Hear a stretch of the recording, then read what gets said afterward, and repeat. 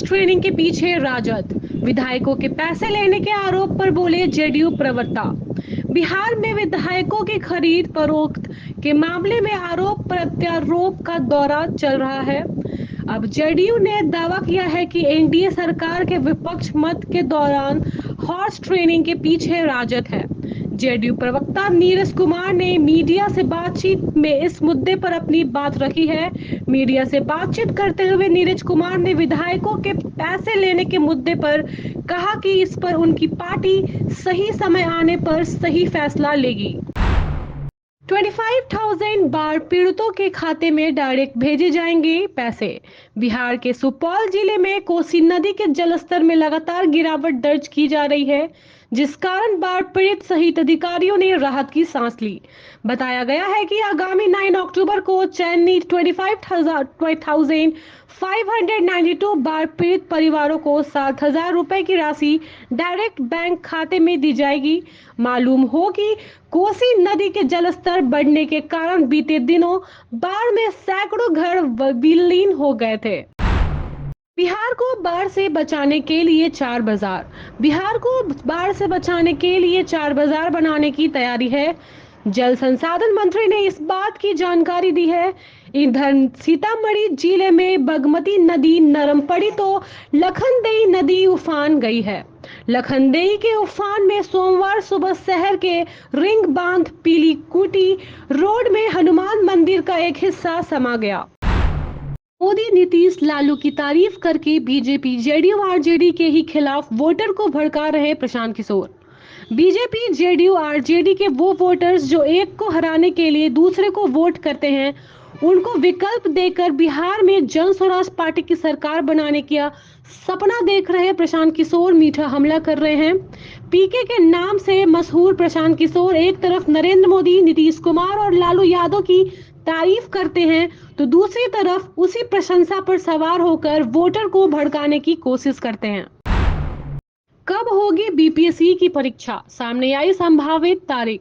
बिहार लोक सेवा आयोग 70वीं संयुक्त प्रारंभिक परीक्षा 13 व 14 दिसंबर को संभावित है। आयोग पहले यह परीक्षा 17 नवंबर को आयोजित करना चाहता था। इसका प्रस्ताव भी भेजा गया था। हालांकि इस बार 70वीं संयुक्त परीक्षा के लिए सबसे अधिक पदे के लिए परीक्षा आयोजित की जा रही है। इतिहास में पहली बार 1950 वैकेंसी आई है। परीक्षा की तिथि में संशोधन किया गया है और दिसंबर में कराने के लिए जिलाधिकारियों को पत्र लिखा गया है।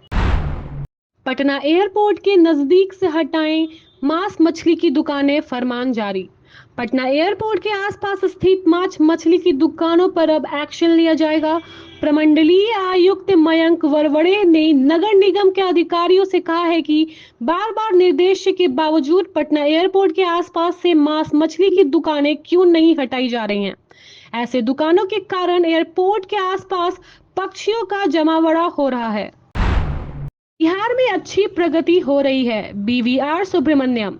नीति आयोग के मुख्य कार्यकारी अधिकारी बीवीआर सुब्रमण्यम ने कहा है कि बिहार में अच्छी प्रगति हो रही है। कई जिले ने अच्छा काम कर 5 करोड़ तक के पुरस्कार जीते हैं। इस राशि से जिले के विकास के दूसरे काम भी हो रहे हैं। केंद्र सरकार ने देश के 500 आकांक्षी प्रखंडों में बिहार के 61 प्रखंडों का चयन किया है। यह सभी प्रखंड बिहार के 27 जिलों में हैं। इन सभी का चयन एस्पिरेशनल ब्लॉक प्रोग्राम के तहत किया जाएगा। प्रशांत किशोर ने तेजस्वी यादव की विकास समझ पर उठाए सवाल, कहा उनके बयानों पर टिप्पणी करना प्रासंगिक नहीं।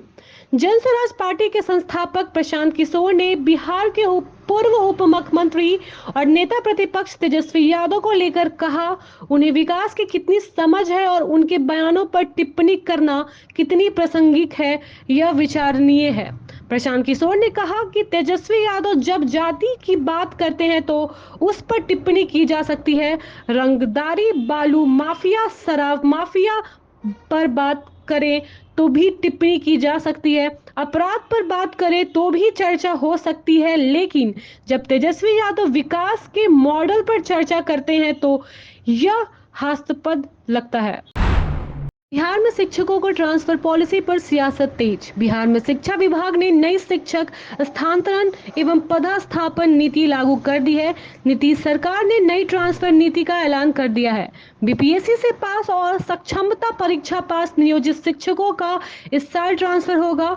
शिक्षकों की ओर से स्थानांतरण नीति की लंबे समय से मांग की जा रही थी, लेकिन अब शिक्षक संगठन इस पर आपत्ति दर्ज करा रहे हैं।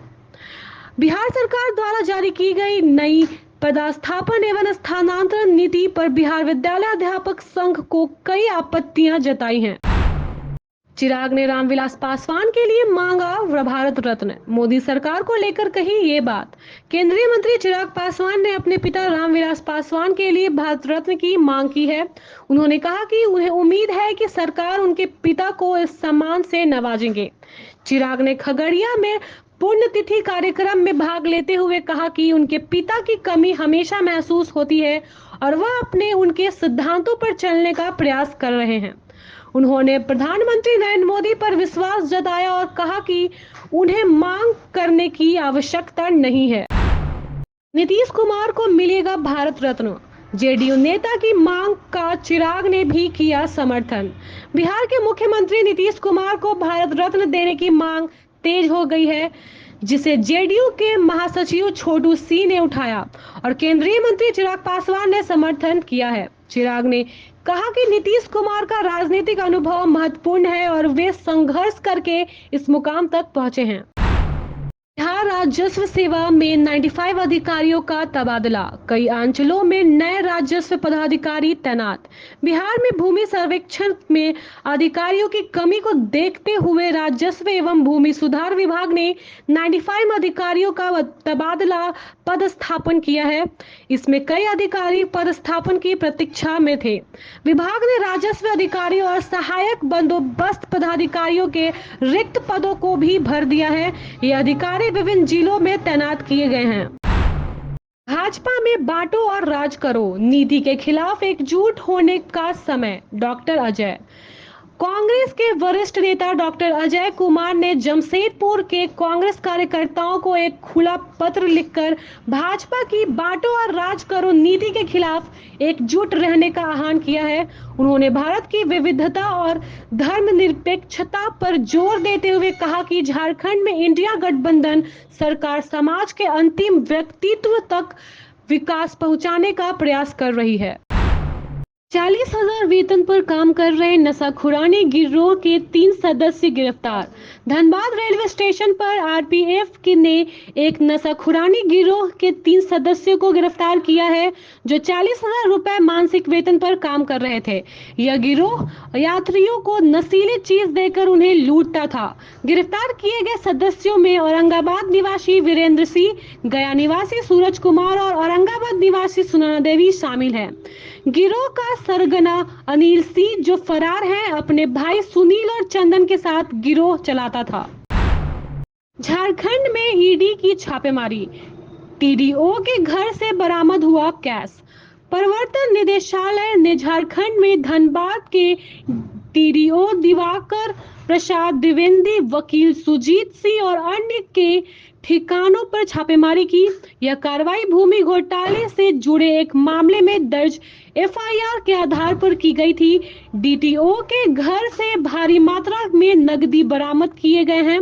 मामला एक कारोबारी और वकील के बीच ठगी और अपहरण के आरोपों से जुड़ा है, जिसमें ईडी की जांच जारी है।